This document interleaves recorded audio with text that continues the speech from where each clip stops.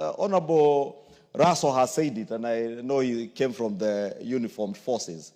These are men and women who give their lives to the service of our nation. In other jurisdictions, Honorable Speaker, and many of you who travel outside see, that those who have served in the military, those who have served in the police forces in their jurisdictions, are accorded very high respect, but even in retirement, not just when they're in service. You see, when you go to the US, they don't even queue in banks or at airports, those who have served in the military or in the disciplined forces. Why is it, Honorable Speaker, that for us we do not treat our servicemen and women with the same honor and dignity, yet we expect the same in return, Honorable Speaker? If we expect to be treated with courtesy, with honor and with respect by our uniformed officers, let us also treat them with the respect and honor that comes with the officers that they serve in, Honorable Speaker. These are the officers who are salute at you, Honorable Speaker, and me and everybody else as we pass them in the streets. Many of us never bother to take our time to even know how they are doing, Honorable Speaker. And they are Kenyans like every other Kenyan, Honorable Speaker. Therefore, allow me also, Honorable Speaker, to take this opportunity. As much as we condemn excessive use of force by any officer, Honorable Speaker, and Honorable Speaker, to state that whatever happens, Honorable Speaker, in a country that has the rule of law at the core of its operations, Honorable Speaker, is something that this House must pay attention to, Honorable Speaker. And Honorable Speaker, even or in spite or despite of the sad happenings of the death of Albert Ojwang, Honorable Speaker, I must commend the police that they have done their work to ensure that those who are responsible are brought to book, Honorable Speaker. Because that is how civilized nations work. That is how civilized democracies work. That you allow investigative agencies to do their work, take action against those who are seen to have been involved in one way or the other in breach of the law, Honorable Speaker. But also in the same light, Honorable Speaker, even as we condemn the excesses of a number of officers, because it is not all officers, Honorable Speaker. It is a few officers. Just like, Honorable Speaker, even in this House, we are not all angels. There are many of us who have our own shortcomings. And therefore, in every institution, Honorable Speaker, even within the police force, there are officers who will have excesses, and the law must be allowed to take its course, Honorable Speaker. But that must never be a justification that if an officer or two have exceeded the expectations of the public, Honorable Speaker, for us as members of the public to take the law into our hands, because that will be courting disaster and chaos in the country. I have seen activists in the streets, Honorable Speaker, touting policemen, an armed police officer, and you are touting them.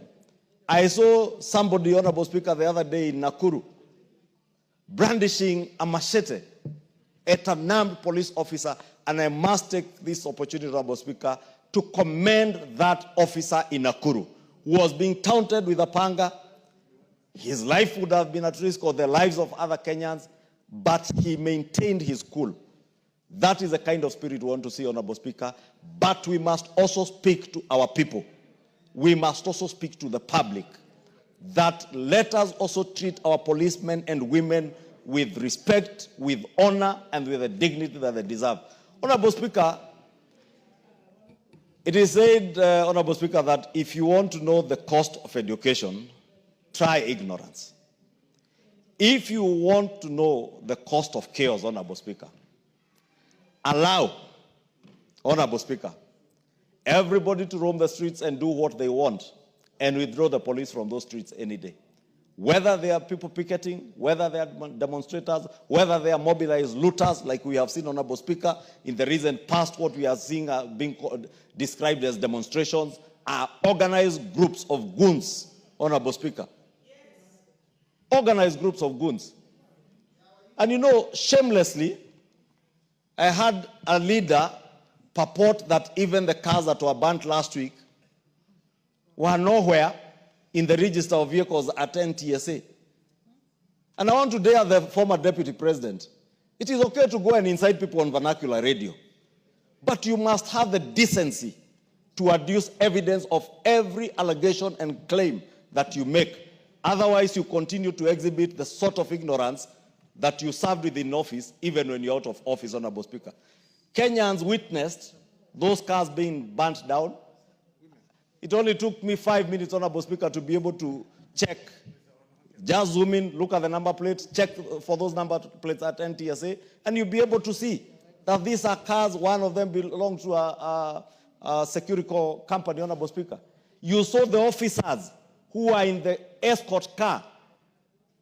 Those officers, mind you, Honorable Speaker, are allowed to use brutal force to protect what they are escorting.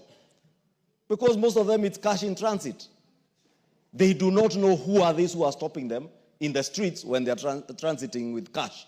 But those officers, Honorable Speaker, if you saw the video clips, they fired in the air to scare the people who are blocking the van that had the valuables that they were transporting, and they were able to sail through. Unfortunately, the one that had unarmed officers, Honorable Speaker, ended up being torched. I'm saying this, Honorable Speaker, to appeal to members of the public. Let us not taunt our officers. Let us not throw our hands at them. Because I've seen people just brandishing their hands at officers, Honorable Speaker, and some restrain themselves. It's not every day you come across an officer who will be able to restrain themselves. Therefore, conduct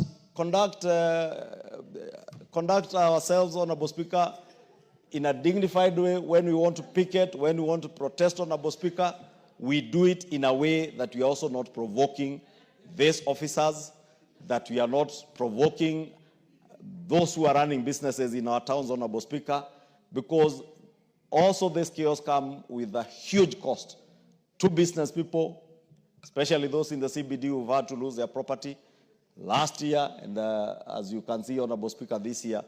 And Honorable Speaker, may I dare say, as I said here last week, you will find many of the people causing chaos and mobilizing chaos, Honorable Speaker, are not in pursuit of justice.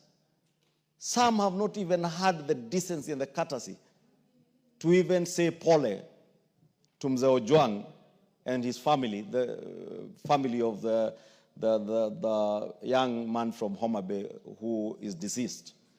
But they will want to use his name for politics, Honorable Speaker, and mobilize all manner of things, shenanigans that they want to, Honorable Speaker. Therefore, let me, Honorable Speaker, in conclusion, just say I support these names.